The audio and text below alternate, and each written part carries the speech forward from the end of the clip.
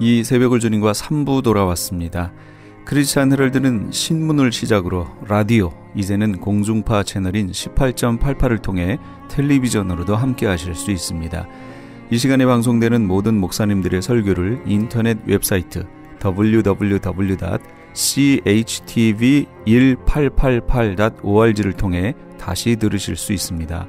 하루를 귀한 말씀과 찬양으로 함께 하시는 시간 되시기 바랍니다. 이 시간에는 먼저 한빛장로교회 김사무엘 목사님께서 누가복음 7장 11절에서 17절까지의 말씀을 본문으로 청년아 일어나라 란 제목의 하나님의 말씀 전해주시겠습니다. 여러분, 제가 더 이상 설명드리지 않아도 오늘 본문에 나타난 이 분위기는 얼마나 암울한지 여러분 스스로가 생각할 수 있지 않습니까? 이 여인은 참으로 그 일생이 기구했을 것 같아요. 왜냐하면 인생 가운데서 가장 소중한 사람, 가장 사랑하는 두 사람을 잃어버린 여인이었기 때문에 그렇습니다. 시집을 갔겠죠. 소목소목한 남편과 살면서 첫 아이를 낳으면서 남편과 사랑도 가까워지고 커가는 아이의 재롱을 보면서 두뇌가 행복했었을 것입니다. 그때 악몽 같은 일이 벌어지는 것입니다. 그것은 그 가정의 기둥인 사랑하는 남편이 죽은 것입니다. 그럼 이 여인은요, 남편이 죽던 날 아마 남편 따라 죽으려고 했었을지도 모릅니다. 남편의 장례가 나가던 날 이 여인은 남편의 관을 붙잡고서 이렇게 통사정을 했을 것입니다. 여보, 못 가. 당신 혼자 못 가. 나도 데려가. 나도 당신 따라 죽을래 하며 몸부림치면서 울부짖었을 것입니다. 그런데 이 여인이 절대로 죽을 수 없었던 이유가 있었습니다. 이 여인이 언제까지나 울고 있을 수 없었던 이유가 하나 있었습니다. 그것은 옆에서 다른 울음소리가 들렸기 때문입니다. 바로 배고프다고 젖을 달라고 칭얼대는 아들의 울음소리였던 것입니다. 이때 여인이 깜짝 놀라 정신을 차렸겠죠. 남편을 땅에 묻으면서도 아들을 꼭 끌어안고 이렇게 생각했을 것입니다. 그래, 그만 울자. 너를 위해서라도 내가 힘을 내야지. 그 후로 이 여인에게는 이 아들이 이 여인의 삶이었습니다. 삶의 목적이었어요. 유일한 희망이었어요. 그리고 이 아들은 든든한 울타리가 돼 주었어요. 이 아들이 있었기에 세상에서 여자 혼자 그 힘든 세파를 헤쳐나올 수 있었어요. 이 아들이 있었기에 세상의 조롱과 손가락질도 이겨나올 수 있었을 겁니다. 그렇게 키운 아들이 죽은 것입니다. 이제 조금만 크면 자기 가정을 꾸미고 어머니를 모신 만큼 컸을 것입니다. 그런데 그 아들이 죽은 것입니다. 이 여인의 슬픔이 얼마나 컸을까요? 오늘 본문을 보니까 그 장례에 많은 사람들이 왔다고 그랬어요. 사람들이 위로했을 겁니다. 그러나 이 어머니에게는 아무 소리도 안 들렸을 것입니다. 사람들이 아들의 시체를 꽁꽁 묶어서 메고 나가지만 실상은 그것은 아들의 시체가 아니라 이 여자의 생명과 같은 거였어요. 과부가 살아있다고 하나 이미 죽은 몸입니다. 왜냐하면 생명이었던 아들이 죽었기 때문에. 그도 아들 따라 이미 죽어버린 것입니다. 그 아들은 자기 인생의 유일한 소망이었기 때문에 이 여인이 이제는 더 이상 이 세상을 살아갈 이유가 없었던 것입니다. 과부가 자기 생명을 아들의 시체와 함께 그간에 누이고 즐거움의 성, 행복의 성, 나인성을 빠져나와 지금 북망산으로 가고 있었던 것입니다. 그때 이 여인은 일생일대의 놀라운 만남을 가지게 됩니다. 그것은 나는 길이요 진리요 생명이라고 얘기하신 우리 주 예수 그리스도를 만나게 되는 것입니다. 이 여인은 주님과의 이 만남을 통해서 정말 세상에 그 어느 누구도 위로해 줄 수 있는 그 망극한 슬픔이 변해서 줄체할 수 없을 만큼 큰 기쁨으로 변화되는 놀라운 체험을 하게 됩니다. 그야말로 절대 절망의 죽음이 변하여 생명이 되는 놀라운 체험을 하게 되는 겁니다. 여러분, 세상에 다 버려도 때로는 내가 사랑하고 나를 사랑하는 그 사람이 나를 버리고 나를 떠나도 우리를 절대로 떠나지 않고 우리를 절대로 버리지 않은 그 주님이 계신 것을 여러분 믿으시기를 간절히 바랍니다. 여러분, 그렇습니다. 주님이 이 여인을 찾아오신 것입니다. 여러분, 성경 어디를 찾아보세요. 왜 우리 주님이 정말 성경에 처음 등장하는 이 나인성을 찾아오셨을까? 어디에도 기록되어 있지 않습니다. 우리 한번 11절을 같이 읽어볼까요? 오늘 본문 11절입니다. 같이 읽습니다. 시작. 그 후에 예수께서 나인이란 성으로 가실새 제자와 많은 무리가 동행하더니, 이 말씀은 그 후라는 말로 시작이 됩니다. 이것은 예수님이 가버나움에 들려서 백부장의 하인의 병을 낫게 한 후라는 말입니다. 오늘 본문을 펴놓고서 보면은요, 1절부터 바로 오늘 본문 앞절인 10절까지는 예수님의 가버나움에 들려서 백부장의 그 종의 병을 고쳐주는 장면이 나옵니다. 그리고 오늘 본문 뒤에를 보면은 세례 요한이 자기 제자들을 보내어서 오실 그이가 당신이 오니까 우리가 다른 일을 기다리오니까 하는 질문을 하는 장면이 나옵니다. 그렇다면은 가버나움에 들리셨던 예수님이 왜 나사렛으로 가다가 이 나인이라는 성에 들렸을까 하는 질문을 하게 되는 겁니다. 그래서 제가 이 말씀을 준비하면서 이스라엘 지도를 펴놔 봤어요. 그랬더니 이 가버나움이라는 도시는 갈릴리 바다의 제일 북쪽에 자리 잡고 있었고요. 그리고 한참을 밑으로 내려다 오면은 갈릴리가 있었고요. 갈릴리에서 또 한참을 내려다 오면은 나인성이라는 그런 성이 있었습니다. 그러니까 예수님은 어떤 목적을 가지고 저 남쪽에 있는 나인성까지 내려가셨다는 결론을 맺게 되는 겁니다. 물론 우리 주님의 일에는 절대 우연이 있을 수 없잖아요. 우리 주님이 하시는 것은 모두 다 필연의 의미가 있습니다. 예수님이 수가성 여인을 만나기 위해서, 그리고 그를 구원하기 위해서 당시 유대인들이 통행을 꺼리는 사마리아를 통해서 갈릴리로 가셨어요. 또 예수님이 십자가를 지시러 예루살렘에 올라가시면서 삭개오를 구원하시기 위해서 예수님은 여리고성에 들어가셨던 것입니다. 지금 이 시간 우리 주님이 나인성으로 오신 것은 절대 절망 속에 빠져 죽어가던, 아니 이미 죽어버린 이 가련한 한 여인을 구원하기 위해서 오셨다는 사실을 우리는 알게 되는 것입니다. 무슨 말이냐? 이 일은 이미 하나님의 구속사 안에 포함되어 있었던 하나님의 예정과 섭리였다는 것입니다. 우리 17절 같이 읽어볼까요? 17절입니다.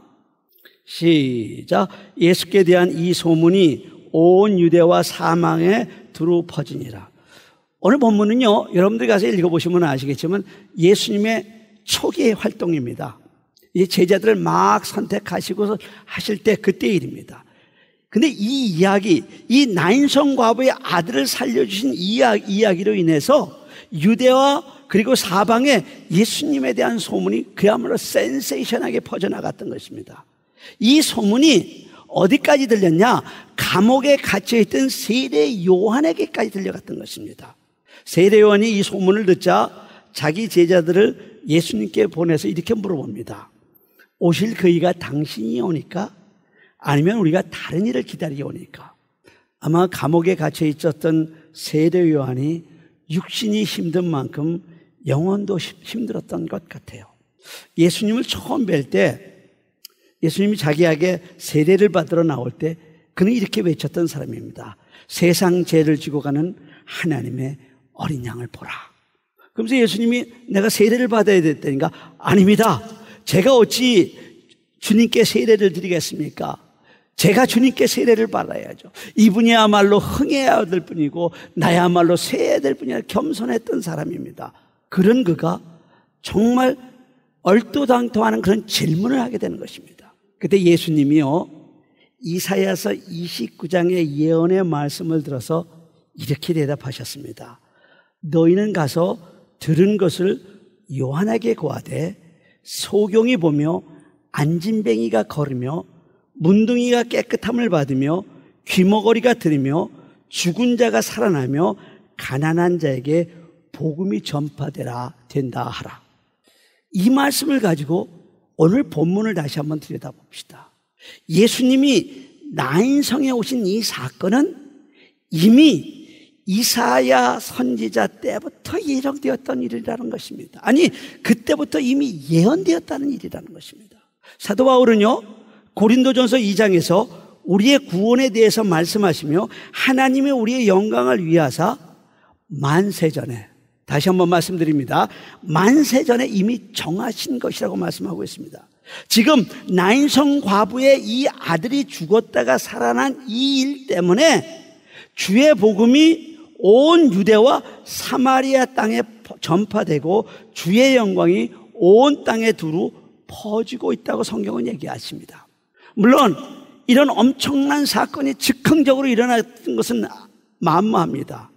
하나님께서는 하나님의 계획과 섭리를 가지시고 이사야 선지자가 예언했던 그 말씀을 지금 600년 후에 지금 실행하고 계신 것입니다. 우리는 하나님의 계획과 섭리라고 하면요, 무슨 엄청난 일, 세상이 멸망하고 한 국가가 새롭게 일어나고 멸망하고 한 국가의 대통령이 세워지고 그런 일만 하나님이 예정하시고 하나님이 섭리하시고 계획하셨다고 생각합니다. 아닙니다.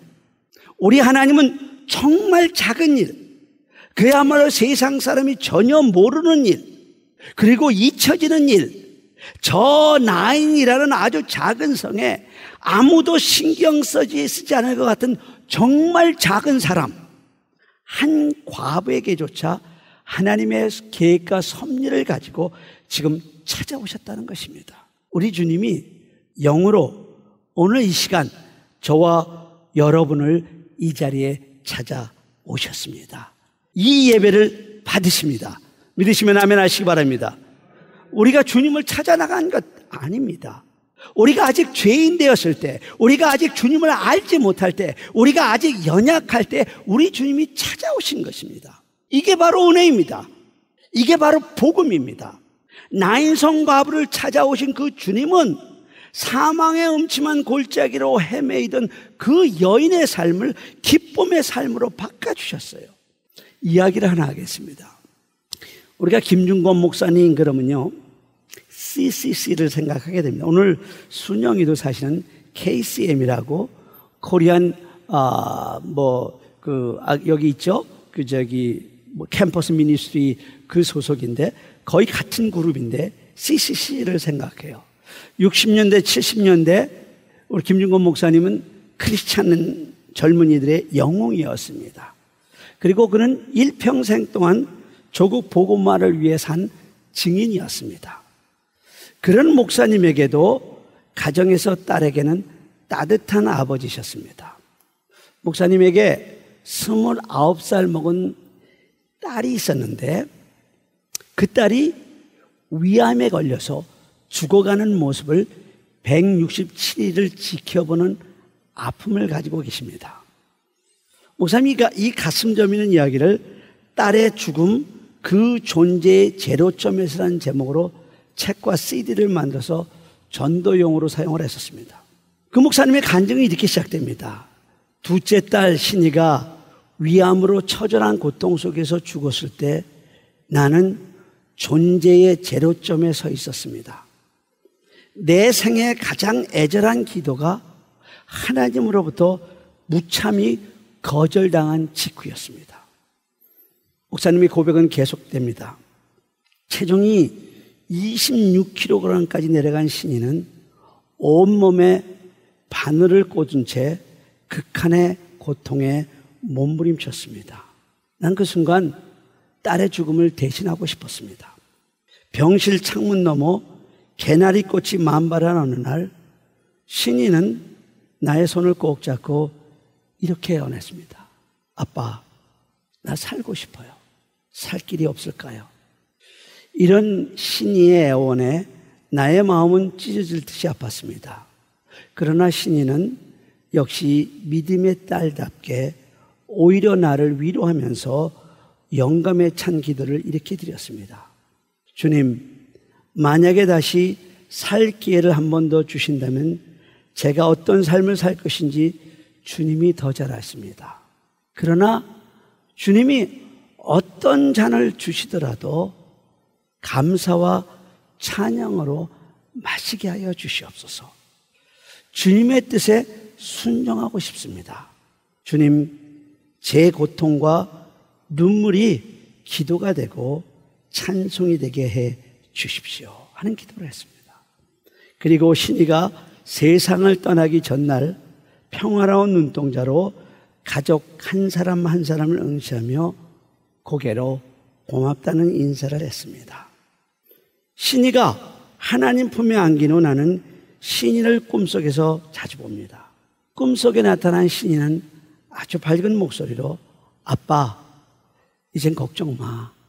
이제 저 다 나았어요. 라고 인사를 합니다.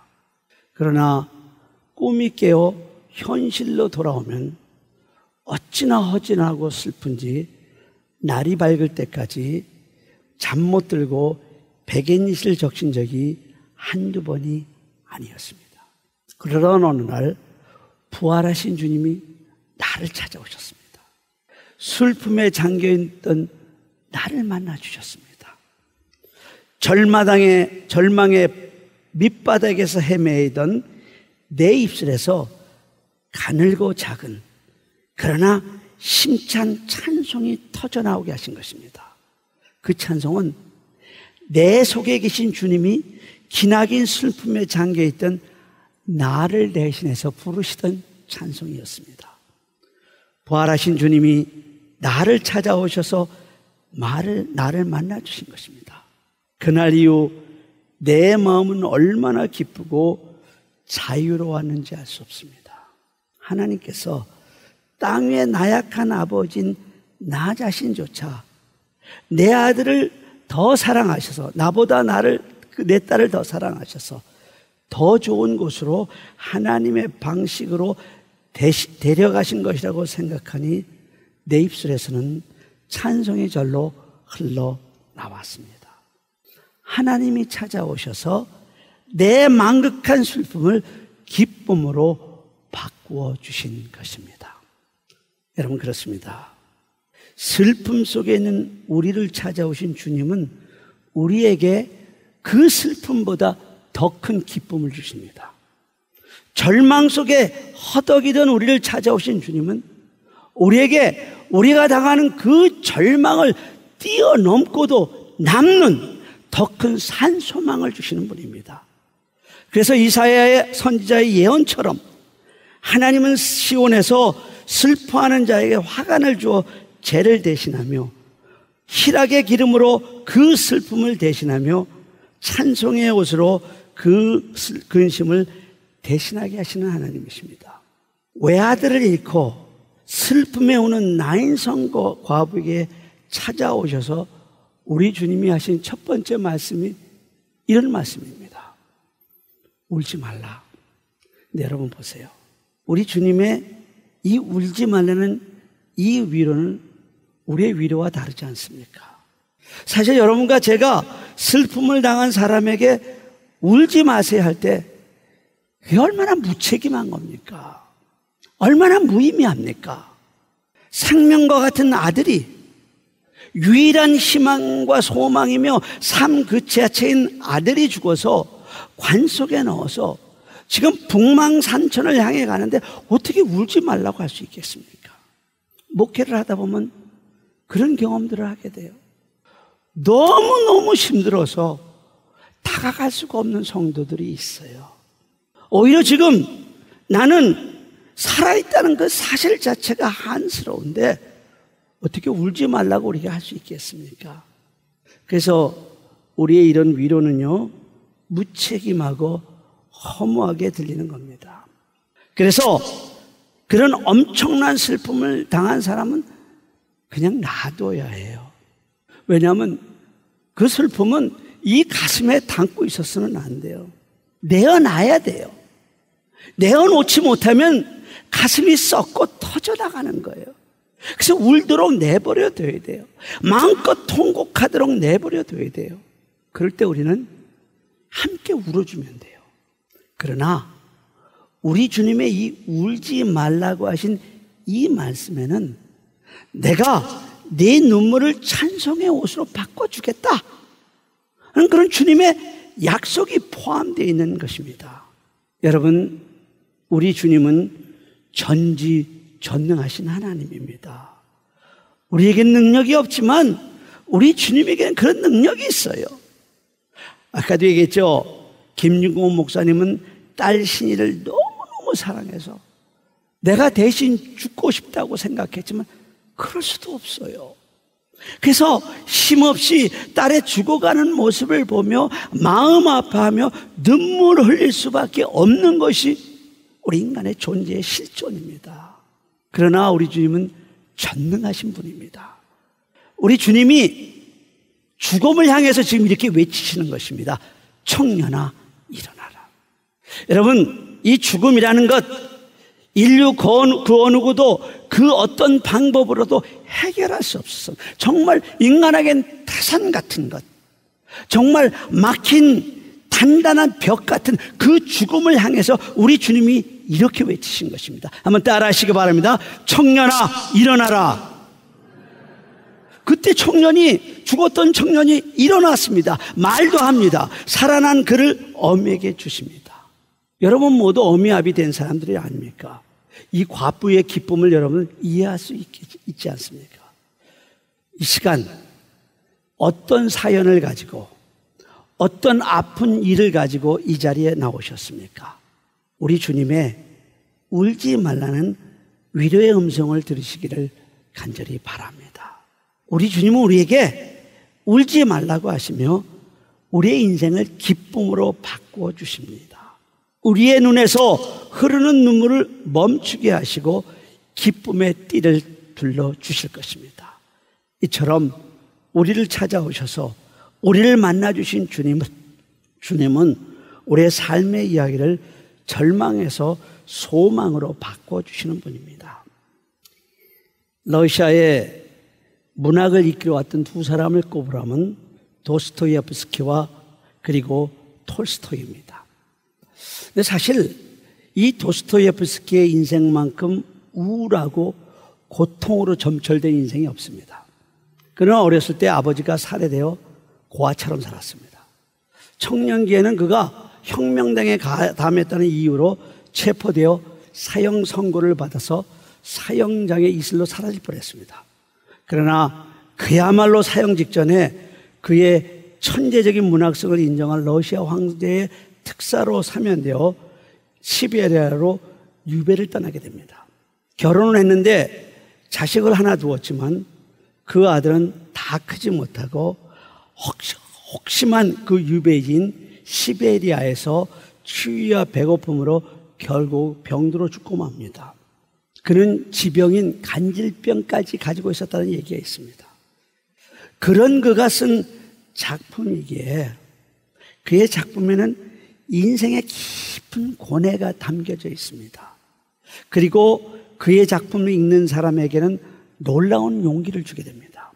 그것은 그가 당한 인생의 고통을 절망으로 받아들이지 않았고 그는 고통과 절망 속에서도 그의 삶을 소망으로 바꾸신 주님을 만났기 때문에 그렇습니다. 그런 그를 우리 주님은 자처하지 않도록 붙들어 주시고 영혼의 닻을 달아주셨던 것입니다. 그러기에 그는 그 길고 정말 고통스러운 인생, 지지리도 너무너무 힘든 그 고통으로 점철된 인생을 오히려 소망으로 바꿔주셨던 것입니다. 여러분, 주님을 만나면은요, 그 어느 누구라도 절망을 소망으로 바꾸는 새로운 인생을 시작하게 됩니다. 오늘 본문에 나오는 이 장례 행렬은 분명히 절망의 행렬이었고 슬픔의 행렬이었습니다. 그 어느 누구도 그 장래 행렬을 막을 수가 없잖아요.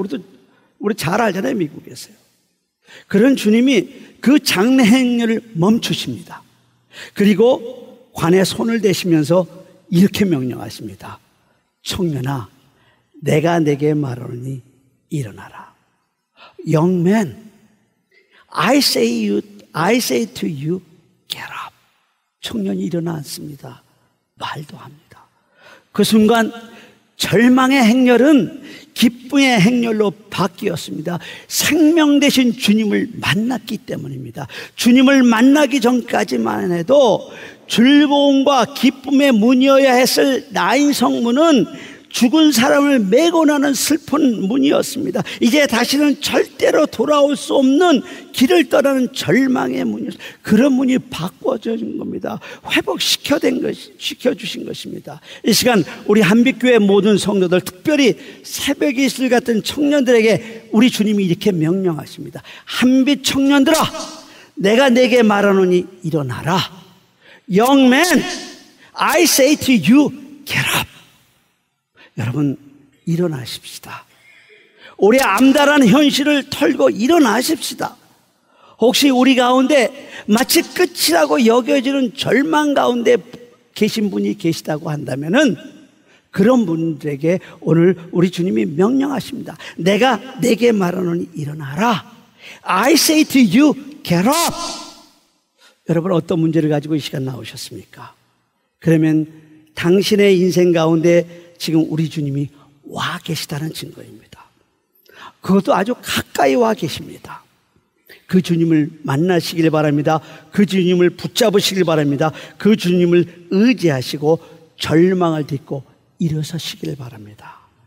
흐르는 눈물을 닦으십시오. 그 주님으로 말미암아 다시 새로운 소망으로 시작하십시다. 그럴 때 피곤한 여러분의 삶이 즐겁고 행복한 삶으로 회복되어질 것입니다. 이런 축복이 여러분 모두에게 있기를 간절히 축원합니다. 지금까지 한빛장로교회 김사무엘 목사님께서 귀한 하나님의 말씀 전해주셨습니다. 한빛장로교회는 11608 벨리블루버드 엘몬트에 위치하고 있습니다. 방송을 들으시고 신앙에 도움받기를 원하시는 분은 전화 626-444-0521 626지역 444-0521번으로 연락주시기 바랍니다. M3를 아십니까? 무슨 병에 걸렸던지 큰 효과를 준다는 신비한 영양제. 혈액에 영양을 공급하여 힘이 생기니까 피곤하지 않고 이제는 지팡이 없이 걸을 수 있다고 많은 분들이 간증을 합니다. 혈액 해독, 기력 회복, 뼈 골수 영양 공급, 심장, 뇌, 혈전 용해. 유태인 회사가 제조한 특수 영양제 M3. 혈액 순환을 잘 되게 하는 최고급 영양제 M3. 크던 작던 아픈 곳이 있다면 M3. 213-435-9600 213-435-9600번입니다. 정직한 마음으로 권해드립니다. 아니, 당신 미장원 다녀왔어? 헤어스타일이 확 바뀌었네. 홈쇼핑 월드 차홍 고데기로 마술을 부렸지. 홈쇼핑 월드 차홍 고데기? 차홍 허니앤비 샴푸로 머리 감으면서 차홍 헤어두피 마사지를 쓰면 머릿결이 너무너무 부드러워지고 한 움큼씩 빠지던 머리카락도 눈에 띄게 덜 빠져. 차홍 고데기 너무 좋아. 그럼 그 웨이브 머리도? 당연하죠. 3, 4분이면 이렇게 풍성한 웨이브 머리를 만들 수 있다고요. 너무 이쁘다. 어디서 샀어? 홈쇼핑 월드. 가격 만족, 품질 만족, 행복한 쇼핑. 활가와 웨스턴 홈쇼핑 월드. 미국 최초 서든 캘리포니아 세미너리 상담심리학 석사와 결혼가족 치료사, 상담심리학 박사 한국어 과정. 캘리포니아 심리학협회가 인정한 서든 캘리포니아 세미너리. 과정 수료 시 캘리포니아 면허 시험 응시 자격이 부여되며 면허 취득 시 직접 클리닉도 오픈하실 수 있습니다. 저렴한 학비, 다양한 장학금으로 학비 걱정도 끝. 한국어로 편하게 배우는 심리학 석박사 과정.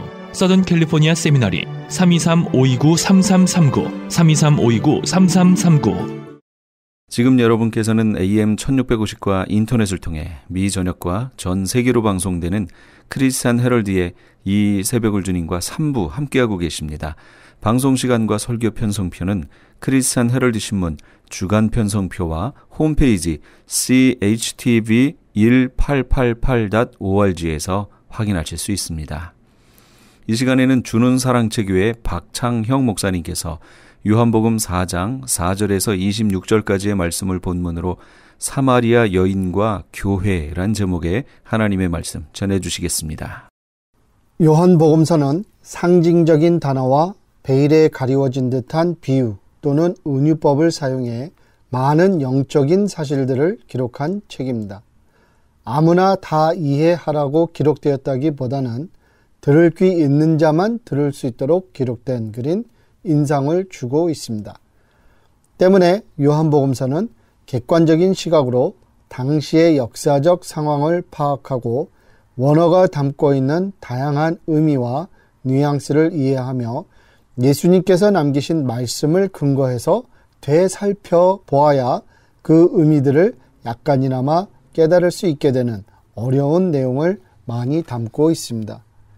오늘 본문인 요한복음 4장 4절부터 26절은 은유적인 문법과 상징적인 언어로 예수님의 참된 정체와 예수님께서 이루고자 하셨던 목적을 기록한 아주 중요한 성경 구절입니다. 무척 중요한 내용을 담고 있는 오늘 본문을 함께 공부해 보겠습니다. 4장 4절은 예수님께서 사마리아를 통과하여야 하겠는지라 라고 기록되어 있습니다. 원어에 가까운 번역으로 옮긴다면 예수님께서 사마리아를 반드시 통과하여야 하겠는지라 이렇게 기록되어 있습니다.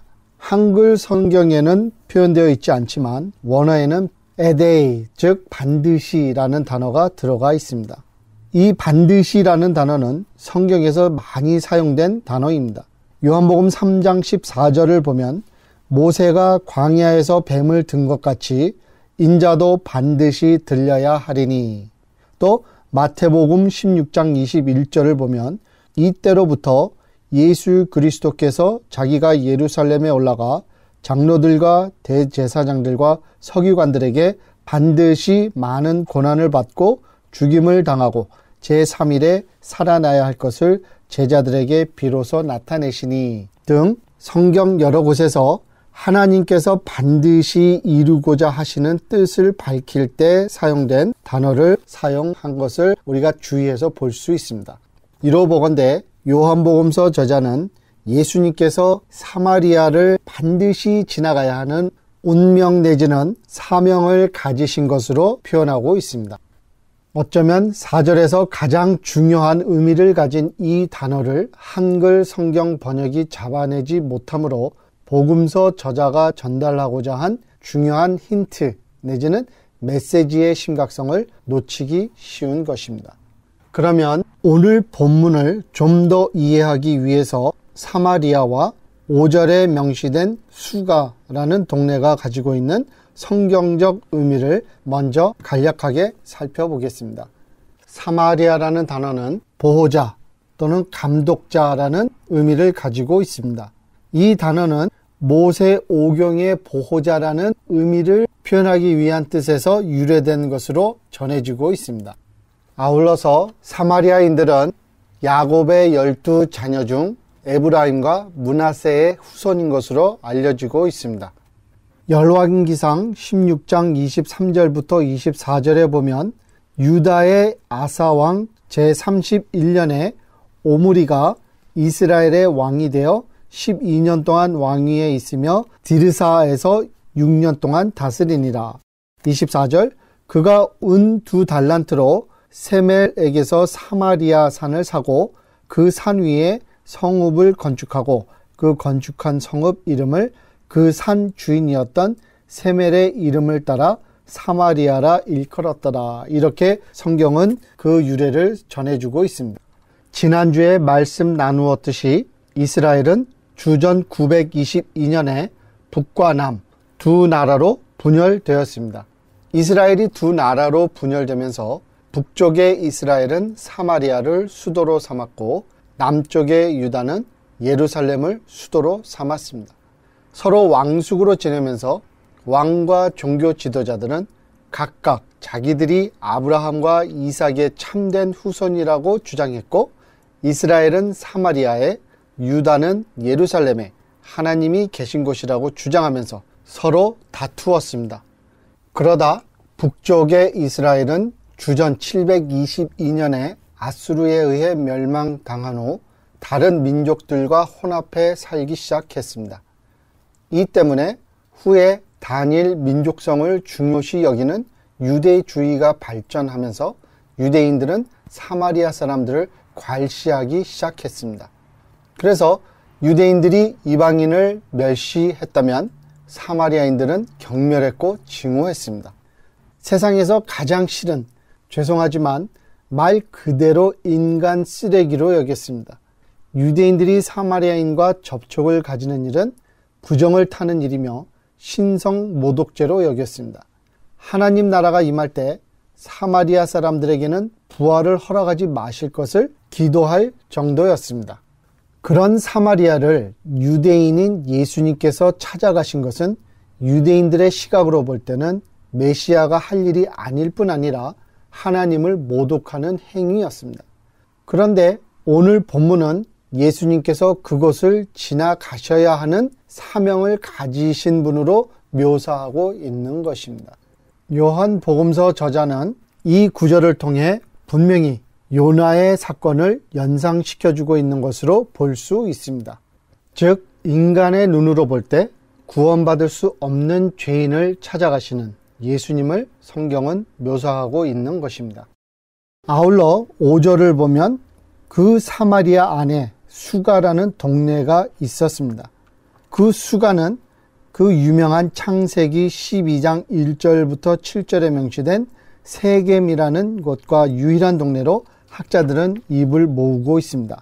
창세기 12장 1절부터 7절은 여호와 하나님께서 아브라함에게 나타나셔서 그에게 고향과 친척과 아버지의 집을 떠나서 하나님께서 보여줄 땅으로 가라고 명령하시는 사건이 기록되어 있습니다. 그리고 2절에 보면은 아브라함을 통해서 큰 민족을 이루고 그에게 복을 주어 창대하게 하겠다고 약속을 하십니다. 그리고 중요합니다. 3절에는 아브라함을 통해서 모든 민족이 구원을 얻게 될 것이라고 하나님께서 약속을 하십니다. 그래서 그가 친척과 가족을 데리고 고향을 떠나서 약속하신 가나안 땅으로 들어갑니다. 그가 하나님께서 약속하신 가나안 땅에 들어갔을 때 가장 먼저 세겜이라는 동네에 이르렀는데 그곳에 있는 모래 상수리 나무에서 하나님의 제단을 쌓고 예배를 드리는 사건이 기록되어 있습니다. 여기서 이야기한 세겜이 바로 요한복음 4장 5절에 지적된 수가라는 동네인 것입니다. 그러면 이 시점에서 세 가지 사건이 연결되어져야 합니다. 모세 오경의 보호자라는 이름을 가진 사마리아로 예수님께서 오셨는데 그 사마리아 안에 있는 여러 동네 중 하나님께서 아브라함에게 약속하신 가나안 땅에 아브라함이 들어가서 가장 먼저 예배를 드린 동네에서 오늘 예수님께서는 유대인들이 가장 경멸하는 사마리아 사람들 중에서도 가장 죄 많이 지은 여인을 만나는 사건을 성경은 전해주고 있는 것입니다.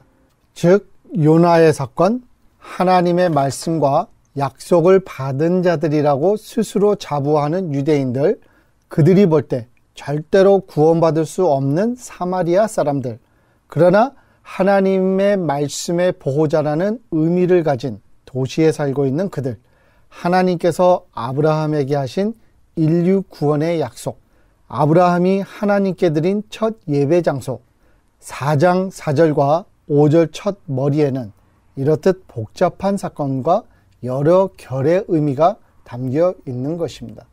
이런 의미심장스러운 배경이 소개된 후 예수님께서 우물가에서 사마리아 여인을 만나는 사건이 전개되어집니다.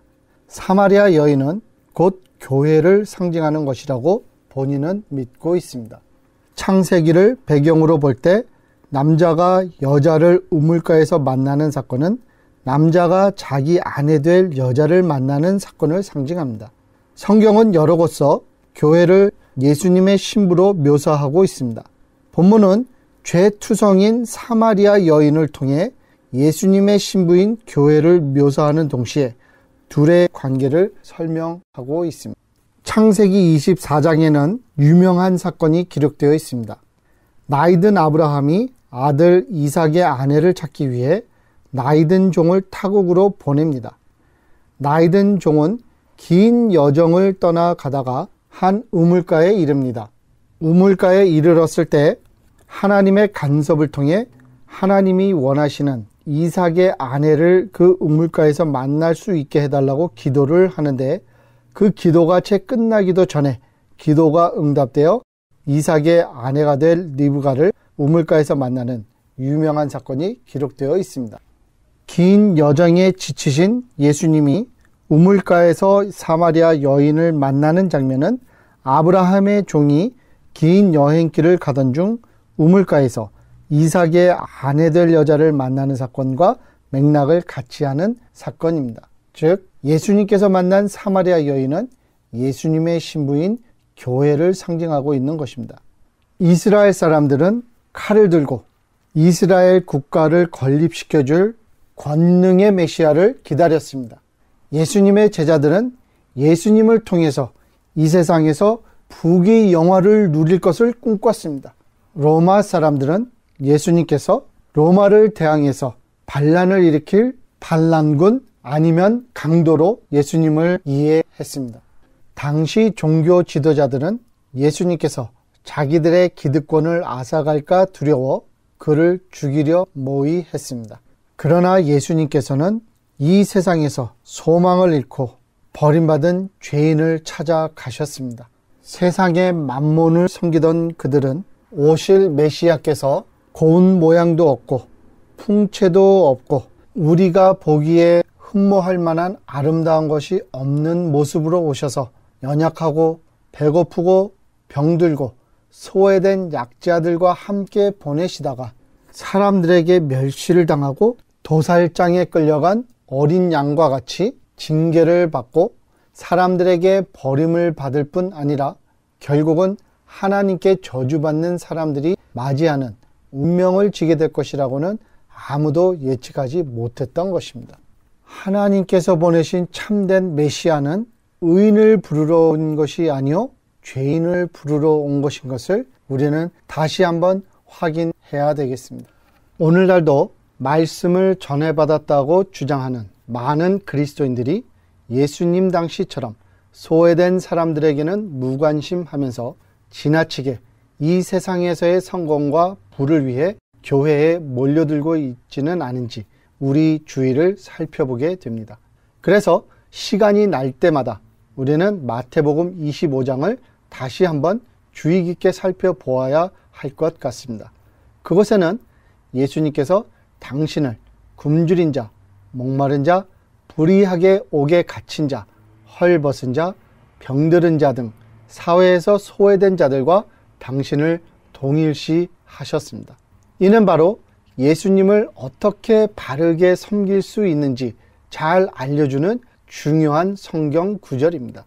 이 세상에서 부당하게 고통을 당하는 사람들에게 사랑을 베푸는 것이 곧 예수님을 섬기는 일이라고, 즉 그것이 산 예배라는 것을 알려주고 계신 것입니다. 부모님을 섬기는 것이 예수님을 섬기는 일이요, 아내를 사랑하는 것이 곧 예수님을 사랑하는 것이요, 고민하는 사람의 친구가 되어주는 것이 곧 예수님의 친구가 되어드리는 것이라는 것입니다. 예수님 당시 하나님을 섬기려면 할 일 없이 우두커니 앉아 사람들이 가져올 선물을 기다리고 계신 하나님을 찾아와 교회의 물질을 헌납할 것을 가르치던 당시 종교 지도자들의 가르침과는 확연하게 대조되는 가르침을 주신 것입니다. 때문에 우리 가족과 우리 주위 이웃과 사랑을 나누는 것 자체가 산 예배라는 사실을 다시 한번 생각해 보면 좋겠습니다. 그래서 우리는 매일 아침, 매일 저녁 기도를 할 때 우리의 필요한 것을 하나님께 올려 바치기도 하지만 우리가 오늘 하루를 살아가는 동안에 내 가족을, 내 이웃을 어떻게 하나님의 이름으로 섬길 것인가, 나의 사랑을 필요로 하는 사람들이 누구인가? 나의 도움을 필요로 하는 이들이 누구인가? 이것을 생각하는 것이 매우 중요하다는 것입니다. 야고보서 1장 27절은 우리에게 이렇게 말씀해주고 있습니다. 하나님 아버지 앞에서 정결하고 더러움이 없는 경건, 곧 예배는 고아와 과부를 그 환난 중에 돌보고 또 자기를 지켜 세속에 물들지 아니하는 그것이라.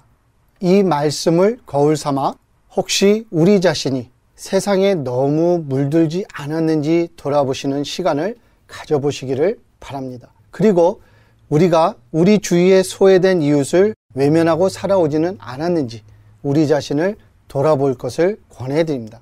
우리는 너무 지나치게 종교적인 자세로 교회에서만 하나님을 섬기려 하지는 않았는지 돌아보는 시간을 가져보아야 되겠습니다. 하나님께서는 말씀하셨습니다. 사람들이 만든 건물에는 하나님이 계시지 않으신다고. 그리고 말씀하시기를 사랑으로 어려운 자들을 도와주는 자들을 하나님께서 도와주시겠다고 약속을 하신 것입니다.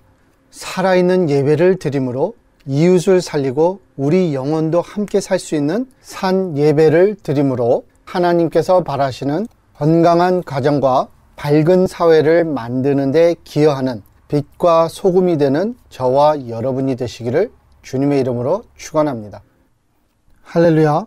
그러면 다시 7절로 돌아가서 보면 예수님께서 사마리아 여인에게 물을 달라고 말씀을 건네십니다. 그러자 9절을 보면 사마리아 여자가 이르되 당신은 유대인으로서 어찌하여 사마리아 여자인 나에게 물을 달라 하나이까 하니 이는 유대인이 사마리아인과 상종하지 아니함이라고 기록하고 있습니다.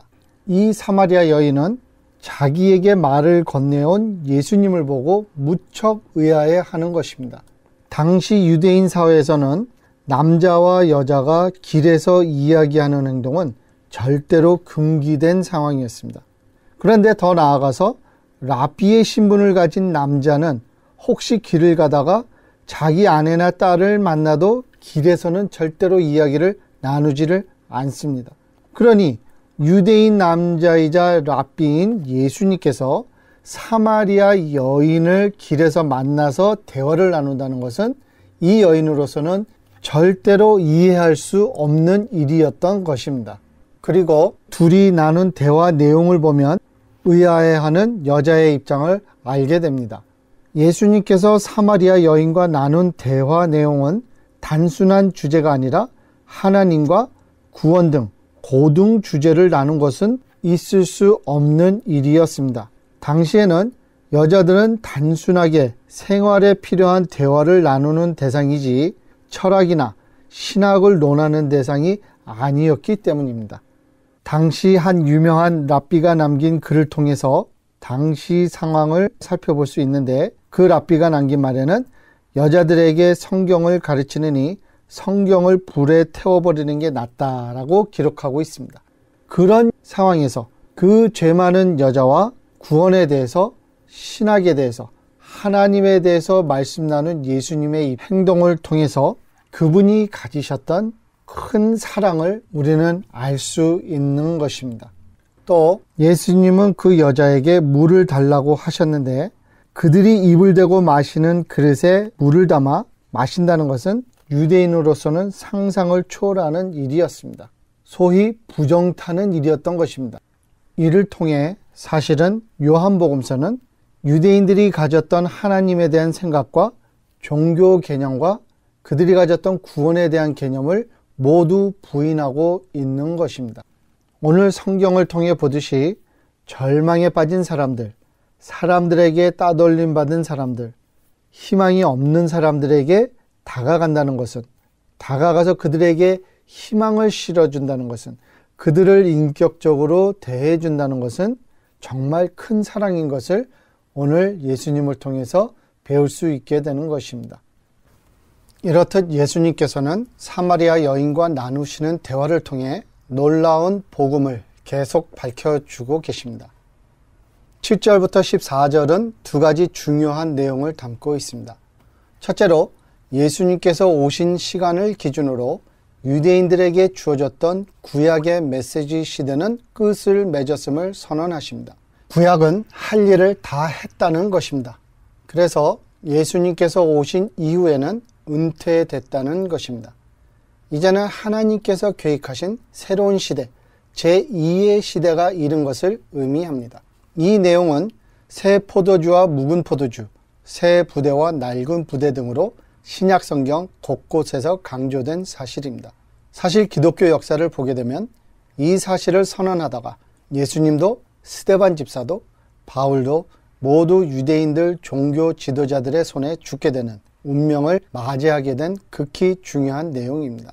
그런데 오늘날 이 사실을 확실하게 이해하지 못하고 많은 종교 지도자들이 새 포도주와 묵은 포도주를 혼합해서 복음의 메시지를 희석시키는 안타까운 현실을 목격하고 있습니다.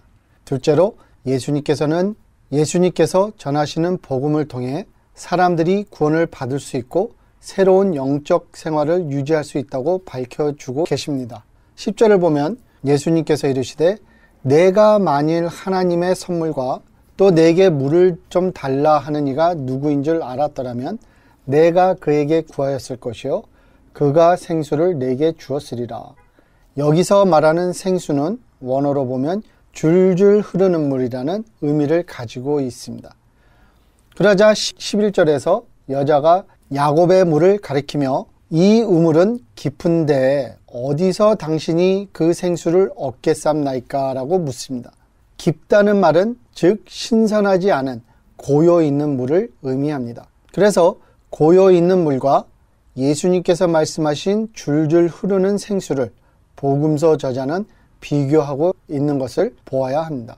즉 예수님의 말씀은 생명을 주는 생수이고 구약을 의미하는 야곱의 우물은 고요 있는 물, 생명을 줄 수 없는 물이라는 것입니다. 그러자 11절에서 여자는 묻습니다. 당신이 야곱보다 크니이까? 즉 예수님께서 구약보다 야곱보다 모세보다 더 큰 분이냐고 질문하고 있는 것입니다. 13절에 말씀하시기를 구약의 율법과 구약을 마시는 자들은 목마르려니와 14절 내가 주는 물을 마시는 자는 영원히 목마르지 아니하리라. 이때까지도 여자는 아직 예수님께서 하신 말씀의 내용을 전적으로 이해하지 못하고 있습니다. 아직 여자는 세상적으로, 예수님은 영혼의 법칙을 염두에 두고 말씀하고 계십니다. 서로 생각하고 말하는 차원이 다른 것입니다. 우리도 신앙생활할 때 예수님께서 하신 말씀과 우리가 생각하는 생각이 다른 것을 종종 체험하지 않습니까? 인간이 가진 연약함 때문에 완전하게 풀 수 없는 고질적인 문제인 것입니다.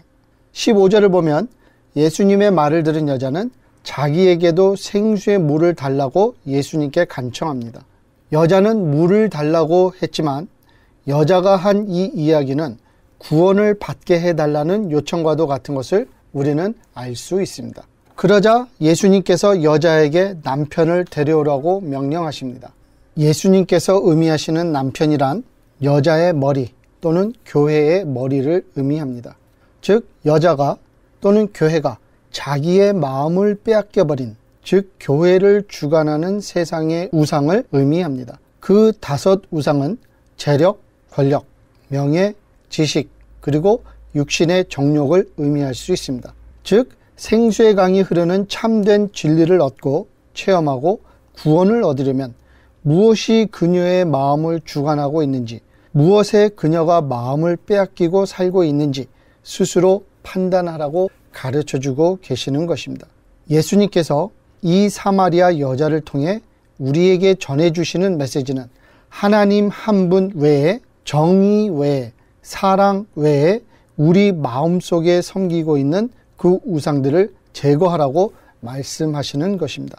오늘날 교회는 우리는 버려야 할 것이 많이 있습니다. 그 버릴 것을 버리지 못하면 예수님이 주시려 하는 생수를 마실 수 없다고 말씀을 하고 계시는 것입니다. 매일 아침, 매 순간 우리 자신을 주관하고 있는, 우리 생각을 주관하고 있는, 우리의 행동을 주관하고 있는 그 쇠사슬이 무엇인지 우리가 하나님 앞에서 기도하면서 내려놓기를 힘써 애쓰는 여러분과 제가 될 수 있기를 주님 앞에 기도드립니다. 다음 시간에는 요한복음 4장 19절부터 26절에 담겨있는 말씀을 함께 공부하도록 하겠습니다. 감사합니다. 지금까지 주는 사랑체 교회 박창형 목사님께서 하나님의 말씀 전해주셨습니다. 배우고 나누고 기도하는 주는 사랑체 교회는 매주 주일 오전 10시 30분에 개척교회 설립 준비를 위해 박창형 목사님이 성경 공부를 인도하고 있습니다. 성경 공부 장소는 워싱턴과 웨스트모어랜드 코너에 위치한 1503 웨스트 워싱턴 블루버드 2층에 자리하고 있으며 들으신 설교 말씀은 CD 또는 이메일로 받으실 수 있습니다. 사역에 관심 있으신 분은 전화 213지역 247-3560 213지역 247-3560으로 연락 주시기 바랍니다.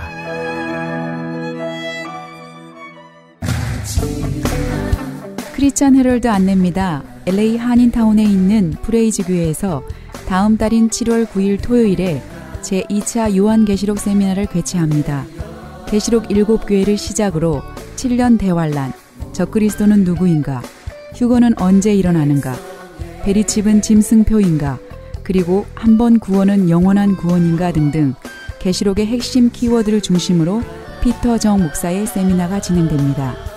세미나 참가비는 교재와 점심 식대비로 10불이며 목사님을 비롯한 사역자들은 참가비가 없습니다.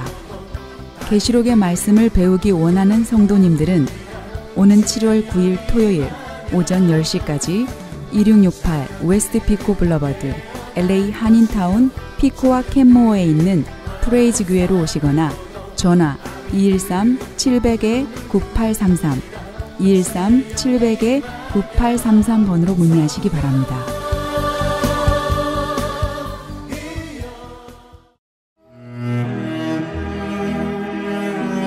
크리스천 헤럴드는 한결같이 지켜주신 하나님께 감사를 드리며 한 영혼이 천하보다 귀하다는 하나님의 말씀으로 한 영혼이라도 복음을 듣고 주께 돌아오기를 간절히 기도하는 마음으로 미디어 선교 사역의 역할을 감당하고 있습니다. 이러한 선교 사역의 역할을 감당하는 크리스천 헤럴드는 성도님들의 기도와 격려 그리고 후원이 필요합니다. 여러분 한 분 한 분이 참여할 때 저희 크리스천 헤럴드는 큰 힘을 얻고 이 일을 계속 감당할 수 있습니다. 사랑하는 성도님들의 후원을 간절히 기다립니다.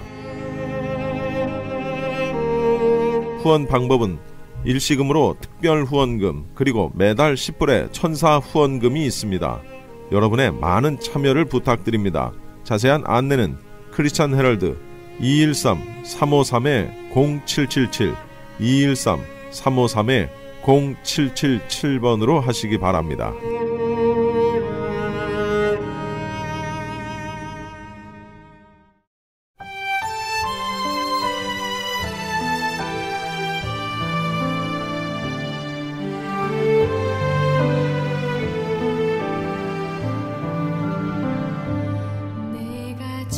너희 관용을 모든 사람에게 알게 하라.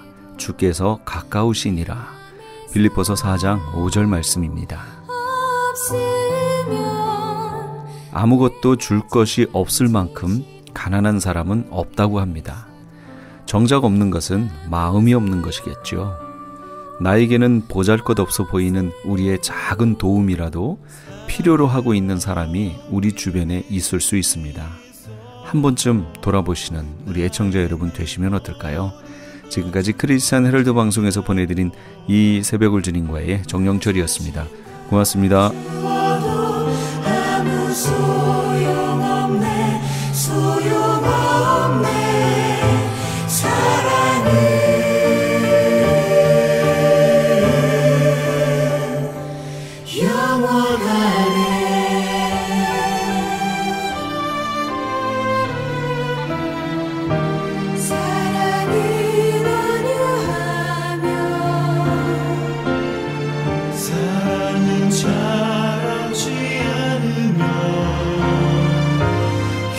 교만하지